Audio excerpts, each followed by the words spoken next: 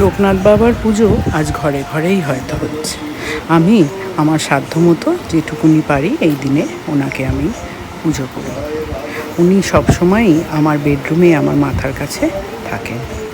যখনই বিপদে পড়েছি আজ অবধি একবারও এমন হননি উনি আমায় সাড়া দেননি। তাই আমি মনে প্রাণে ওনাকে চাই। আগে ওনাকে অনেক বড় করেই হয়তো আমি পুজো করতাম। এখন আমি আর শরীরেও পেরে উঠি না।